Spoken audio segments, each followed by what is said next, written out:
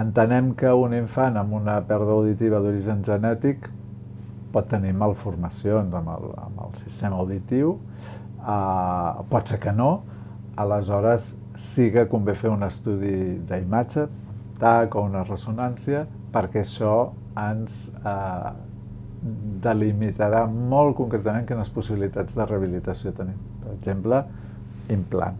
Podem fer un implant, quina anatomia té aquesta orella i quin tipus d'implant s'ha de posar, perquè si hi ha una malformació no serà un implant convencional, serà un implant especial. Aleshores, dintre de que es faci un estudi genètic, sigui una pèrdua auditiva d'origen hereditari, pot haver malformacions i s'han de detectar en proves d'imatge i ens ajudarà a determinar el tractament més precís.